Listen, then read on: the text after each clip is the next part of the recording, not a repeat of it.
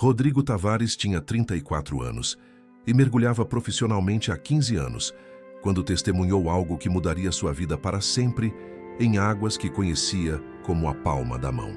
Era um sábado, dia 18 de agosto, por volta das 6h45 da manhã, e Rodrigo estava fazendo um mergulho recreativo sozinho nas águas costeiras de Arraial do Cabo, Rio de Janeiro, uma das regiões de mergulho mais famosas do Brasil, conhecida por sua água cristalina e vida marinha abundante. Rodrigo era instrutor de mergulho certificado. Trabalhava para uma escola de mergulho local chamada Águas Profundas e estava acostumado a fazer mergulho solo de madrugada antes do trabalho começar, apenas para relaxar e aproveitar o oceano sem a pressão de estar responsável por alunos. Rodrigo tinha checado todo o seu equipamento meticulosamente antes de entrar na água, como sempre fazia. Cilindro de ar comprimido com 200 bars de pressão, suficiente para aproximadamente 60 minutos de mergulho em profundidade moderada. Regulador funcionando perfeitamente. Colete equilibrador inflado e desinflado corretamente. Máscara sem vazamentos. Nadadeiras ajustadas. Computador de mergulho mostrando profundidade, tempo e níveis de nitrogênio no sangue. Tudo estava perfeito. Ele entrou na água do barco pequeno, que tinha ancorado a cerca de 300 metros da costa, em área conhecida como Pedra Vermelha, formação rochosa subaquática que descia até aproximadamente 40 metros de profundidade e era habitat para centenas de espécies marinhas. A água estava particularmente clara naquela manhã, visibilidade de pelo menos 20 metros, o que era excelente mesmo para Arraial do Cabo. Rodrigo desceu lentamente, equalizando a pressão nos ouvidos a cada poucos metros, seguindo o protocolo correto para evitar barotrauma.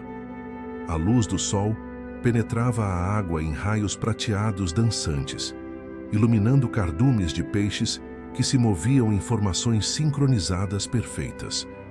Rodrigo viu tartarugas marinhas deslizando graciosamente, raias enterradas na areia, polvos mudando de cor para se camuflar contra rochas. Era paz absoluta. Era liberdade. Era exatamente por isso que Rodrigo amava mergulhar. Ele tinha descido até aproximadamente 25 metros de profundidade e estava nadando paralelo ao fundo rochoso quando algo chamou sua atenção. Movimento incomum acima dele, perto da superfície. Rodrigo olhou para cima e viu através da água clara o que parecia ser outro barco, maior que o dele, parado exatamente acima da formação rochosa. Isso não era incomum. Muitos barcos ancoravam naquela área para mergulho ou pesca. Mas então Rodrigo viu algo sendo baixado do barco. Não era mergulhador, não tinha nadadeiras ou cilindro de ar. Era algo grande, pesado, descendo rapidamente através da água, com bolhas de ar escapando ao redor. Rodrigo ficou observando, curioso, enquanto o objeto continuava descendo em sua direção. E então, quando chegou mais perto, quando a luz filtrada da manhã iluminou suficientemente, Rodrigo sentiu seu sangue gelar dentro do wetsuit. Não era objeto, era pessoa. Era corpo humano enrolado em correntes pesadas, pesos amarrados aos pés e à cintura, descendo como âncora em direção ao fundo do oceano. Rodrigo podia ver claramente agora. Era homem, parecendo ter entre 40 e 50 anos, vestindo roupas normais de rua que flutuavam estranhamente ao redor do corpo inerte. Os olhos estavam abertos, fixos, sem vida. Havia ferimento visível na cabeça, sangue ainda se dissipando lentamente na água ao redor. Rodrigo ficou paralisado por segundos preciosos, sua mente lutando para processar o que estava vendo. Alguém estava afundando o corpo, alguém no barco acima dele estava se livrando de vítima de assassinato, usando o oceano como túmulo, e Rodrigo estava testemunhando tudo. O corpo passou por ele, continuando a descer em direção às profundidades maiores abaixo. Rodrigo olhou para seu computador de mergulho. Estava a 27 metros de profundidade agora. Tinha 42 minutos de ar restantes, segundo o computador, baseado em sua taxa de respiração atual e pressão no cilindro. Mas sabia que se tentasse ir mais fundo para seguir o corpo, consumiria ar muito mais rapidamente devido ao aumento de pressão. Rodrigo tomou decisão rápida. Precisava ver onde o corpo ia parar. Precisava ser capaz de dizer às autoridades exatamente onde procurar. Então, começou a descer, seguindo o corpo que afundava. 28 metros, 29, 30 metros. A essa profundidade, a pressão era 3 vezes maior que na superfície. Cada respiração consumia 3 vezes mais ar. Seu tempo de fundo estava diminuindo rapidamente. 31 metros, 32. O corpo finalmente alcançou o fundo, pousando em área arenosa entre formações rochosas. As correntes se assentaram ao redor dele, mantendo-o preso ao fundo do oceano. Rodrigo memorizou a localização exata. Havia formação rochosa peculiar em forma de L, cerca de 5 metros ao norte do corpo. Crescimento de coral específico a leste. Podia usar essas marcas de referência para guiar autoridades de volta ao local exato. Ele olhou para o computador de mergulho de novo e sentiu primeira onda real de pânico. Estava a 33 metros de profundidade. Tinha agora apenas 19 minutos de ar restantes e precisava fazer paradas de descompressão no caminho para cima para evitar doença descompressiva, que poderia matá-lo ou deixá-lo permanentemente incapacitado. Tinha ido fundo demais, rápido demais, sem planejar adequadamente. Rodrigo começou a ascensão imediatamente, nadando para cima com velocidade controlada. Não podia subir rápido demais, ou bolhas de nitrogênio se formariam no sangue. Tinha que seguir taxa de subida de 9 metros por minuto, no máximo. Seu computador apitava instruções, mostrando quando parar e por quanto tempo. Primeira parada de segurança seria a 15 metros por 3 minutos. Depois a 5 metros por mais 3 minutos, antes de poder finalmente emergir na superfície. Rodrigo fez as contas rapidamente na cabeça. Subida de 33 metros a 9 metros por minuto levaria aproximadamente 4 minutos. Mais 6 minutos de paradas de segurança. 10 minutos no total. E tinha 19 minutos de ar. Estava apertado, mas viável. Rodrigo estava a aproximadamente 25 metros de profundidade, subindo steady, quando olhou para cima e viu algo que fez seu estômago revirar. Havia mergulhador vindo da superfície, descendo rápido, direto em sua direção. Rodrigo parou de nadar por momento, observando. Talvez fosse coincidência, talvez fosse outro mergulhador que tinha decidido explorar a mesma área. Mas algo no comportamento do mergulhador que descia estava errado. Estava descendo rápido demais, sem parar para equalizar adequadamente, e estava vindo diretamente em direção a Rodrigo, não desviando, não explorando. O mergulhador alcançou Rodrigo em menos de 1 minuto, e Rodrigo viu imediatamente que não era mergulhador recreativo normal. Estava vestindo wetsuit preto completo, máscara que cobria rosto inteiro e tinha faca de mergulho grande presa à coxa. O mergulhador nadou até ficar cara a cara com Rodrigo, e através das máscaras, Rodrigo viu olhos que não mostravam confusão ou curiosidade. Mostravam intenção. Intenção assassina. E então, o mergulhador apontou para cima, fazendo gesto agressivo claro. Suba agora. Volte para seu barco. Esqueça o que viu. Rodrigo acenou com a cabeça vigorosamente, tentando comunicar que estava indo embora, que não era ameaça, que não ia contar para ninguém. Mas o mergulhador não pareceu acreditar. Ao invés disso, puxou a faca da bainha na coxa. A lâmina de 20 centímetros brilhou mesmo na luz filtrada da água. E então o mergulhador fez algo que transformou situação já terrível em pesadelo de sobrevivência. Nadou até a linha de segurança que conectava Rodrigo de volta ao seu barco na superfície e cortou a corda com um movimento único e brutal. A linha de segurança não era absolutamente necessária para mergulhador experiente como Rodrigo. Ele tinha bússola e conhecia a área bem o suficiente para navegar de volta ao barco sem ela. Mas era a camada extra de segurança. E mais importante, o ato de cortá-la era a mensagem clara. Você não é bem-vindo aqui. Você viu algo que não deveria. E se não for embora agora, vou fazer mais do que cortar corda. Rodrigo entendeu a mensagem perfeitamente. Ele virou e começou a nadar horizontalmente, afastando-se do mergulhador ameaçador, planejando fazer grande círculo de volta ao seu barco, mas o mergulhador o seguiu, não mantendo distância, aproximando-se. Rodrigo nadou mais rápido, consumindo ar mais rapidamente no processo. Seu cérebro estava em modo de pânico total agora, todos os instintos de sobrevivência ativados. Olhou para o computador de mergulho. 17 minutos de ar restantes.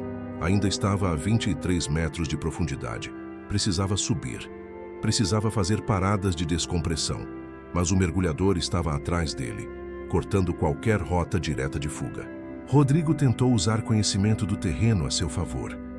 Nadou em direção a uma das formações rochosas maiores, área cheia de cavernas e fendas onde podia tentar se esconder. Se conseguisse se esconder por tempo suficiente, o mergulhador teria que eventualmente subir por próprio ar limitado. Rodrigo deslizou através de abertura estreita entre duas rochas, entrando em pequena caverna. Pressionou-se contra a parede de pedra, tentando controlar a respiração que estava acelerada demais, consumindo ar precioso muito rapidamente. Através da abertura da caverna, Rodrigo viu o mergulhador passar nadando lentamente, procurando. A faca ainda estava na mão. Rodrigo segurou a respiração, literalmente, esperando que o mergulhador passasse e não olhasse para dentro da caverna. Mas então, o mergulhador parou.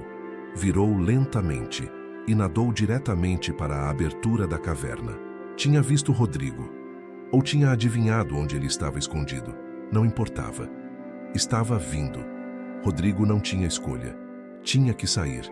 Tinha que lutar ou fugir. Escolheu fugir. Impulsionou-se para fora da caverna no último segundo, passando por baixo do mergulhador atacante, e nadou com todas as forças em direção oposta. Suas pernas bombeavam as nadadeiras, empurrando-o através da água. Podia ouvir próprio coração batendo nos ouvidos, podia sentir pânico ameaçando sobrepujar treinamento e experiência. Olhou para o computador de novo. 15 minutos de ar. Estava consumindo muito rápido. Se não se acalmasse, se não controlasse respiração, ia ficar sem ar antes de conseguir fazer subida segura. O mergulhador estava ganhando terreno. Rodrigo podia vê-lo no canto do olho, nadando com eficiência brutal, fechando distância. E então Rodrigo sentiu algo agarrar sua nadadeira. O mergulhador tinha alcançado e segurado. Rodrigo chutou com força, tentando se libertar, e a nadadeira saiu do pé. Ele a deixou ir e continuou nadando com uma nadadeira só, menos eficiente, mas ainda móvel. Mas agora estava severamente prejudicado. Não podia nadar tão rápido.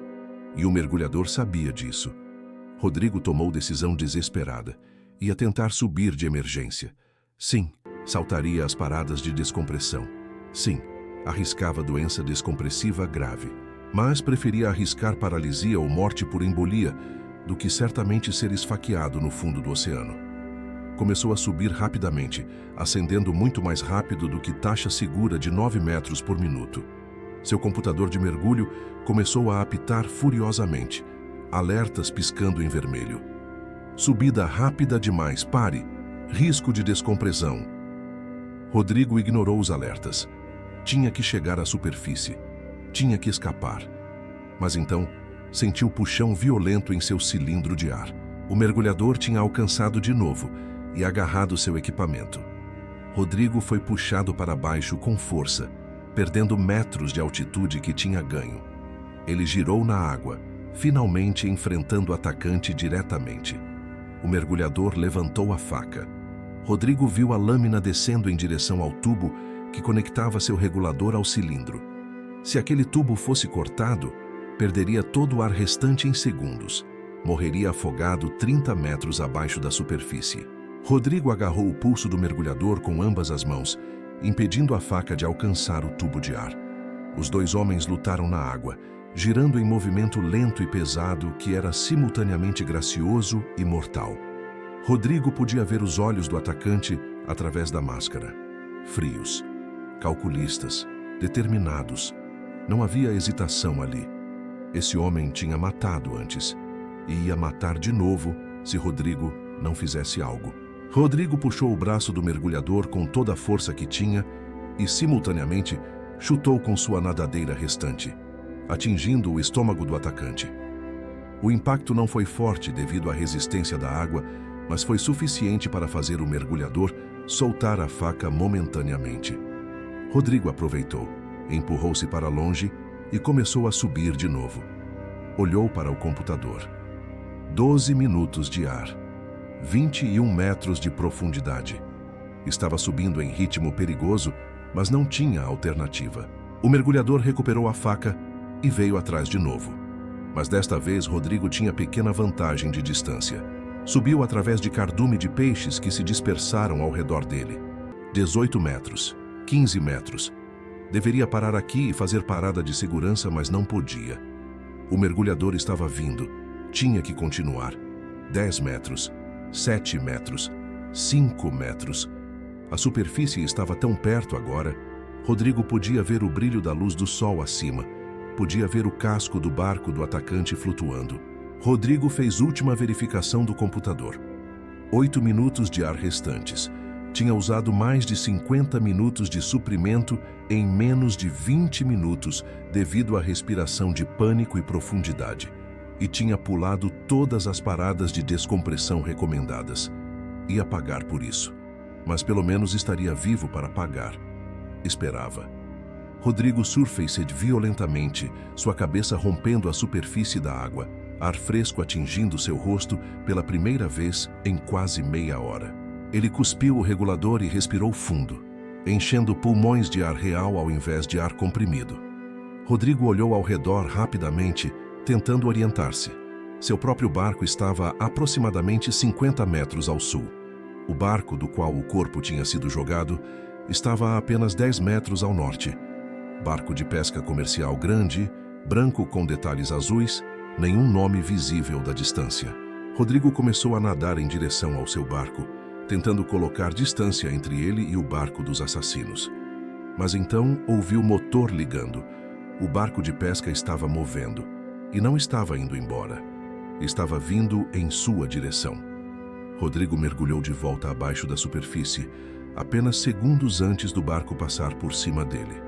Ele podia ouvir motor rugindo, hélice cortando água acima de sua cabeça.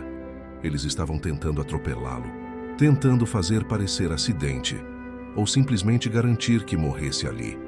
Rodrigo ficou submerso até que o barco passou.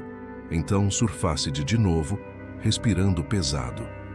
Olhou para o barco e viu 2 homens no convés. Um deles estava apontando em sua direção, gritando para o outro que estava no comando.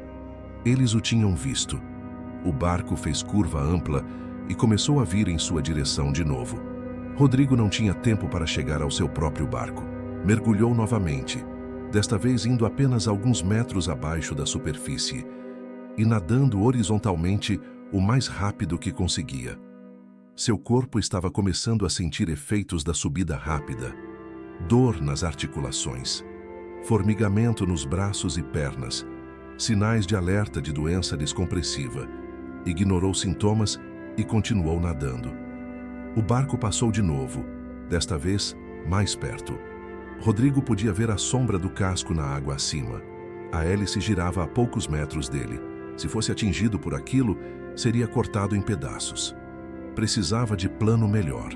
Não podia simplesmente continuar mergulhando e subindo toda vez que o barco se aproximasse. Eventualmente ficaria exausto, ou sem ar, ou os sintomas de descompressão ficariam tão ruins que ficaria incapacitado. Rodrigo olhou ao redor sob água, procurando opções, e então viu. Havia barco de recreio menor ancorado a cerca de 30 metros a oeste. Pessoas a bordo. Turistas, provavelmente. Se conseguisse alcançar aquele barco, se conseguisse gritar por ajuda, os assassinos teriam que recuar. Não poderiam matá-lo na frente de testemunhas.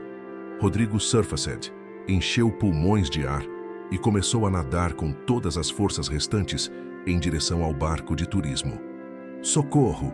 ele gritou acenando freneticamente. "Ajuda, por favor!" As pessoas no barco de turismo viraram ao ouvir gritos. Rodrigo podia ver 3 pessoas, pareciam ser família em passeio. Pai, mãe, filho adolescente. Eles olharam confusos para Rodrigo, nadando desesperadamente em sua direção. Mas então, o barco de pesca apareceu entre Rodrigo e o barco de turismo, bloqueando linha de visão. Rodrigo ouviu um dos homens no barco de pesca gritar para os turistas: "Não se preocupem, é nosso amigo. Está só brincando, tudo sob controle." Os turistas, não entendendo a situação, acenaram e voltaram às suas atividades. Rodrigo sentiu desespero apertar seu peito. Eles não iam ajudar. Pensavam que era brincadeira. E os assassinos tinham acabado de garantir que testemunhas não interfeririam. Rodrigo estava sozinho, completamente sozinho. Verificou o manômetro de ar no pulso. 4 minutos restantes. Estava acabando. Tinha que tomar decisão. Podia tentar nadar direto de volta para seu barco. Mas os assassinos o interceptariam. Podia tentar ficar na água até que ficassem sem paciência e fossem embora. Mas ia ficar sem ar. E os sintomas de descompressão estavam piorando. Sua visão estava começando a ficar manchada. Suas mãos estavam formigando de forma preocupante. Ou podia mergulhar de volta, ir profundo e tentar esperar no fundo até que eles pensassem que tinha se afogado e fossem embora. Era arriscado, mas talvez fosse a única opção. Rodrigo fez escolha. Mergulhou de volta, descendo rapidamente. 10 metros, 15, 20. Voltou para a formação rochosa onde tinha se escondido antes. Encontrou fenda diferente, mais profunda, onde podia se enfiar completamente e ficar escondido.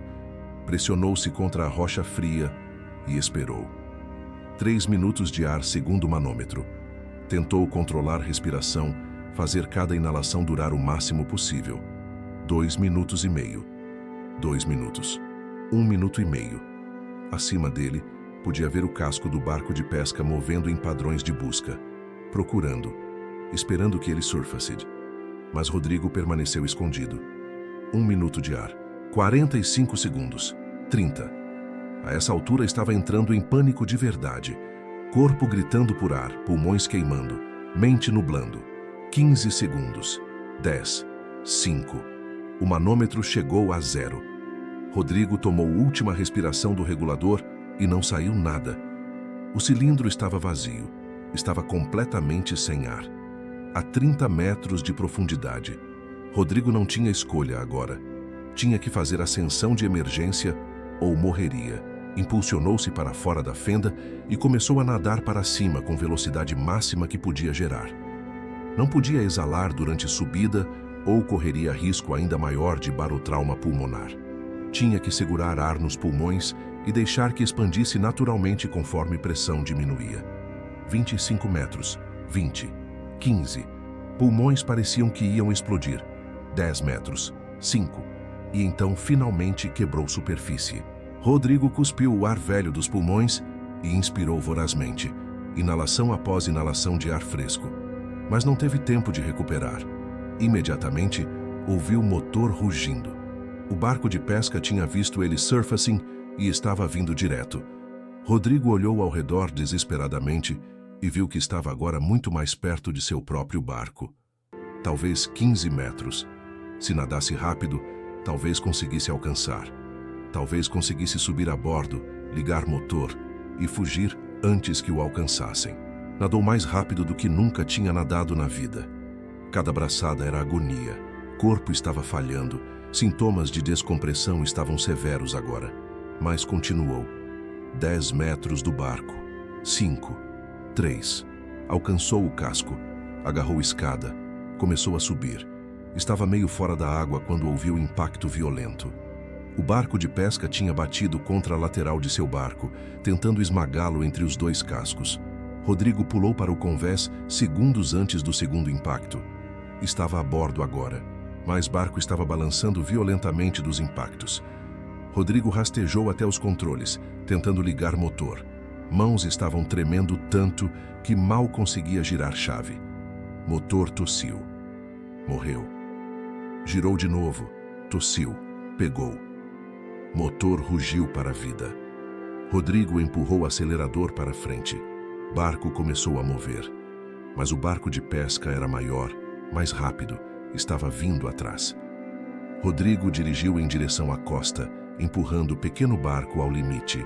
Olhou para trás e viu o barco de pesca seguindo, ganhando terreno. E então viu um dos homens no convés levantando algo. Rifle. Tinha uma arma. Rodrigo mergulhou abaixo da linha de visão segundo antes do primeiro tiro estourar. A bala atingiu o lateral do barco, fazendo buraco limpo na fibra de vidro. Segundo tiro. Terceiro. Rodrigo manteve cabeça baixa, direcionando às cegas em direção à costa, e então ouviu o som mais bonito do mundo. Sirenes. Rodrigo olhou para cima e viu o barco da Marinha do Brasil vindo em direção deles. Alguém tinha visto o que estava acontecendo. Alguém tinha chamado autoridades. O barco de pesca imediatamente virou e começou a acelerar na direção oposta. Mas não ia escapar. O barco da Marinha era muito mais rápido. E Rodrigo, finalmente seguro, desabou no convés de seu barco, corpo tremendo incontrolavelmente de exaustão, trauma e doença descompressiva.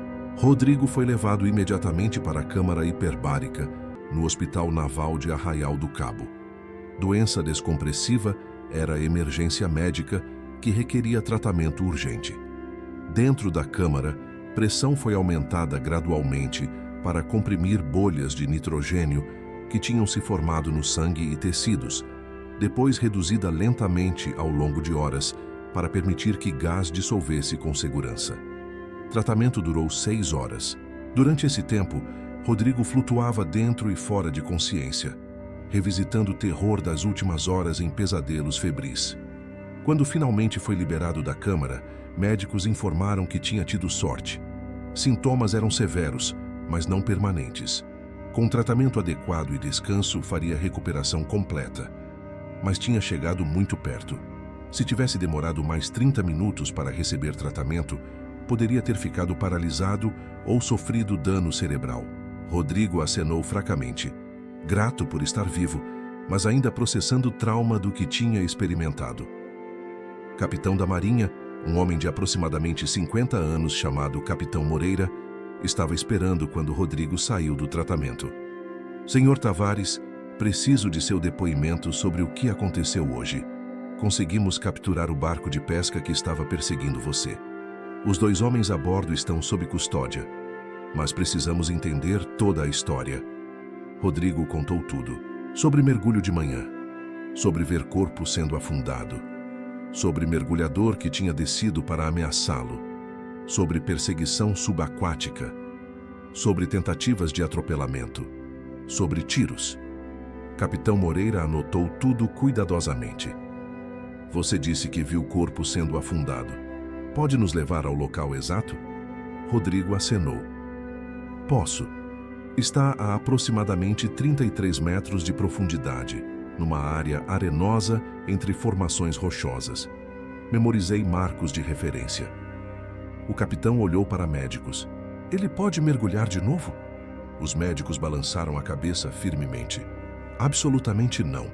Não por pelo menos 2 semanas, talvez 1 mês. Seu corpo passou por trauma severo.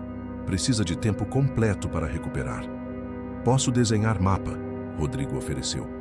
Posso marcar localização exata baseado em coordenadas GPS, de onde meu barco estava ancorado, e marcos subaquáticos que memorizei.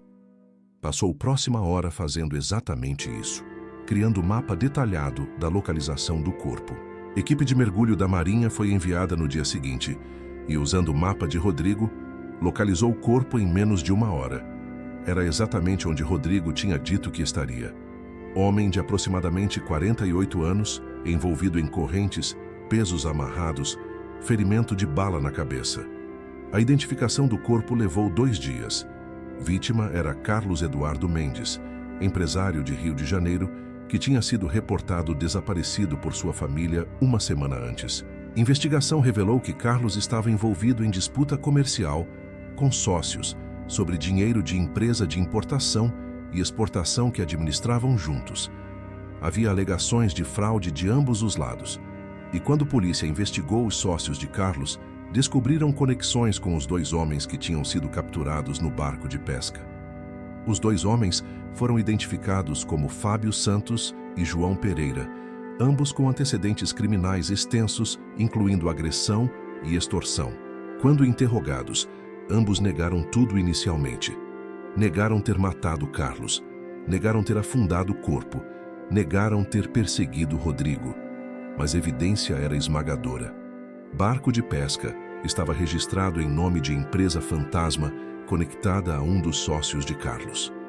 Balística confirmou que rifle encontrado no barco correspondia às balas recuperadas do barco de Rodrigo. E mergulhadores da Marinha recuperaram equipamento de mergulho do barco de pesca que correspondia à descrição de Rodrigo do mergulhador que o tinha atacado, mas a evidência mais condenadora veio de fonte inesperada. Quando investigadores examinaram o barco de pesca detalhadamente, encontraram câmera GoPro que tinha sido usada por um dos assassinos para documentar o afundamento do corpo. Aparentemente, queriam prova para mostrar aos sócios que o trabalho tinha sido feito. A câmera estava escondida em compartimento debaixo do convés e continha vídeo completo do assassinato de Carlos, do transporte do corpo para o barco e do afundamento. E, crucialmente, também capturou o momento quando viram Rodrigo mergulhando nas proximidades e discutiram o que fazer sobre testemunha. "A gente não pode deixar ele vivo", uma voz dizia no vídeo. "Ele viu, ele vai contar." Outra voz respondia: "Então manda o João descer e cuidar dele. Faz parecer acidente de mergulho. Ninguém vai suspeitar." E o vídeo continuava, documentando decisão de enviar mergulhador para matar Rodrigo. Era evidência de conspiração para assassinato. Não apenas de Carlos, mas de Rodrigo também. Era indefensável. Confrontados com o vídeo, Fábio Santos quebrou e confessou tudo. Ele e João tinham sido contratados pelos sócios de Carlos para resolver o problema que Carlos representava. Tinham matado Carlos com um tiro na cabeça em armazém isolado, depois transportado o corpo para barco e planejado afundá-lo em alto mar, onde nunca seria encontrado. Quando viram o mergulhador na área onde estavam afundando o corpo, entraram em pânico. Decisão de tentar matar Rodrigo foi impulsiva, mas determinada. Não podiam arriscar que ele reportasse o que tinha visto. Os sócios de Carlos, 3 homens chamados Roberto Alves, Fernando Costa e Márcio Silva, foram presos uma semana depois. Investigação de seus registros financeiros revelou pagamentos em dinheiro a Fábio e João nos dias anteriores ao assassinato de Carlos. Revelou também que Carlos tinha descoberto que os 3 estavam desviando fundos da empresa para contas offshore e tinha ameaçado ir à polícia. Então tinham decidido eliminá-lo antes que pudesse expô-los. Era assassinato premeditado, motivado por ganância e medo de exposição. O julgamento aconteceu 8 meses após os eventos. Rodrigo foi chamado como testemunha principal. Ele contou sua história para a júri, descrevendo em detalhes vívidos o terror de ser caçado 30 metros abaixo da superfície, de ficar sem ar, de lutar pela vida enquanto assassinos tentavam garantir que nunca contasse o que tinha visto. Júri estava visivelmente abalado. Algumas pessoas choravam abertamente enquanto Rodrigo descrevia os momentos finais, quando tinha ficado sem ar e tinha que fazer ascensão de emergência que quase o matou. Defesa tentou argumentar que Fábio e João estavam apenas trabalhando e que a decisão de matar Carlos tinha sido feita pelos sócios, não por eles. Mas promotoria mostrou o vídeo onde Fábio e João claramente participavam ativamente do planejamento e execução. Mostrou mensagens de texto entre eles discutindo o trabalho e o pagamento. E mostrou que tentativa de assassinar Rodrigo tinha sido decisão totalmente deles, não dos sócios, demonstrando que eram participantes voluntários e entusiásticos na violência, não apenas empregados seguindo ordens. Veredictos foram unânimes. Fábio Santos e João Pereira, culpados de homicídio doloso qualificado de Carlos Eduardo Mendes e tentativa de homicídio doloso de Rodrigo Tavares. Sentenciados a 35 anos e 40 anos de prisão, respectivamente. Roberto Alves, Fernando Costa e Márcio Silva, culpados de homicídio doloso qualificado mediante paga. Sentenciados a 30 anos de prisão cada. Nenhum deles seria elegível para a progressão de regime antes de cumprir pelo menos 15 anos. Rodrigo não voltou a mergulhar profissionalmente por quase um ano após os eventos. Trauma psicológico tinha sido severo. Ele desenvolvia ataques de pânico quando pensava em entrar na água. Sonhava com afogamento, com ser perseguido por figura sombria com faca, com ficar preso no fundo do oceano sem ar. Começou terapia com psicóloga especializada em TEPT. Sessões eram difíceis, forçando-o a reviver e processar o trauma repetidamente. Mas gradualmente, lentamente, começou a curar. Seu primeiro mergulho após o trauma foi acompanhado por amigo instrutor de mergulho, em águas rasas de apenas 5 metros, perto da praia, onde podiam ver fundo claramente. Rodrigo estava aterrorizado quando colocou o regulador na boca e submergiu cabeça abaixo da superfície. Hiperventilou imediatamente, surfaced em pânico. Tentou de novo, mesmo resultado. Na terceira tentativa, conseguiu ficar submerso por 30 segundos antes que pânico tomasse conta. Era progresso pequeno, mas progresso. Levou 6 meses de mergulhos graduais em águas cada vez mais profundas, antes que Rodrigo se sentisse confiante o suficiente para voltar ao trabalho como instrutor. E mesmo então, nunca mais mergulhou sozinho. Sempre tinha parceiro. Sempre tinha comunicação constante com superfície. E nunca foi de volta à Pedra Vermelha, ao local onde tinha testemunhado o assassinato e quase perdido própria vida. Havia algumas cicatrizes que eram profundas demais para curar completamente. A família de Carlos Eduardo Mendes entrou em contato com Rodrigo após o julgamento. A viúva, senhora Patrícia Mendes, e os 2 filhos adolescentes queriam agradecer pessoalmente ao homem que tinha arriscado vida para garantir que assassinos de Carlos fossem capturados. Se você não tivesse visto, Patrícia disse com lágrimas nos olhos, nunca teríamos encontrado meu marido, nunca teríamos respostas, nunca teríamos justiça. Você nos deu fechamento e por isso somos eternamente gratos. Rodrigo não se sentia como herói, sentia-se como sobrevivente que tinha tido sorte, mas acenou e aceitou gratidão com humildade. Só fiz o que qualquer pessoa deveria fazer, ele disse. Vi crime sendo cometido e reportei. Não poderia viver comigo mesmo se não tivesse. Mas, internamente, sabia que não era tão simples. Tinha escolhido seguir aquele corpo descendo. Tinha escolhido memorizar localização. Tinha escolhido não simplesmente fugir quando teve chance. E essas escolhas tinham quase custado sua vida. A escola de mergulho Águas Profundas, onde Rodrigo trabalhava, usou sua história como exemplo em treinamentos de segurança, não como encorajamento para perseguir criminosos subaquáticos, mas como lembrete de que mergulhadores devem sempre ter plano de emergência, sempre monitorar ar cuidadosamente, sempre seguir protocolos de descompressão, não importa quão urgente a situação pareça. Rodrigo sobreviveu porque era mergulhador extremamente experiente. Instrutor-chefe dizia aos alunos. Mas ele também quase morreu porque quebrou regras fundamentais de segurança. Deixem essa história ser lição sobre a importância de nunca apressar descompressão. Rodrigo eventualmente escreveu livro sobre experiência, intitulado 30 Metros de Terror, Como Sobrevivi a Ser Testemunha de Assassinato no Fundo do Oceano. Livro tornou-se best-seller na comunidade de mergulho e além.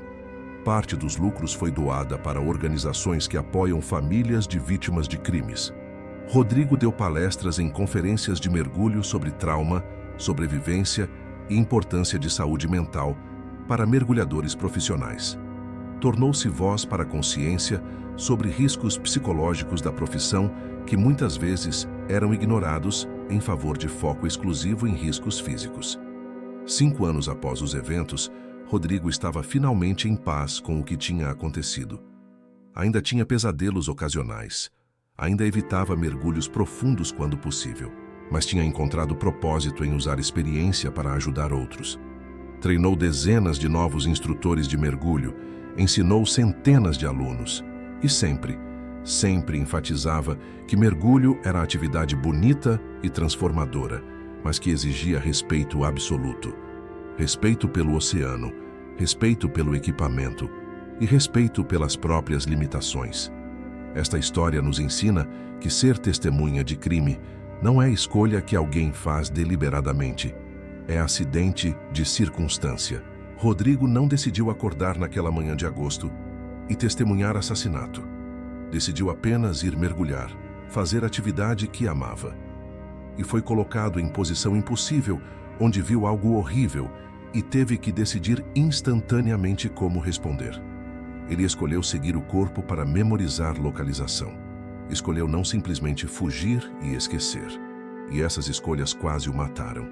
Mas também garantiram que assassinos fossem capturados e que família de vítima tivesse justiça. Não há resposta certa sobre se valeu a pena.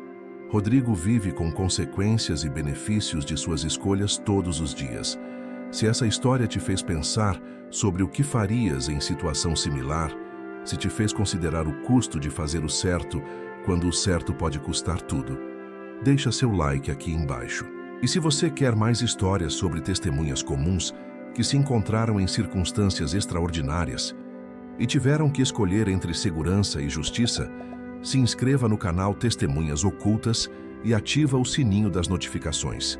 Seu apoio nos permite continuar trazendo histórias verdadeiras de coragem, sobrevivência e as escolhas impossíveis que pessoas reais enfrentam. Agora me conta, você teria seguido aquele corpo descendo ou teria subido imediatamente e reportado apenas que viu algo suspeito sem arriscar ver localização exata? Deixa sua opinião nos comentários e me diz de que cidade você está assistindo.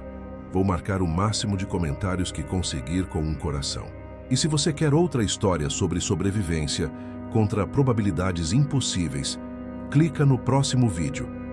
Um alpinista testemunha assassinato a 5.000 metros de altitude, mas a falta de oxigênio está causando alucinações e ninguém acredita que o que ele viu foi real.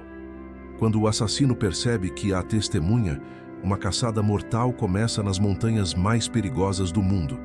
Clica agora. Um grande abraço e até a próxima história emocionante aqui no Testemunhas Ocultas.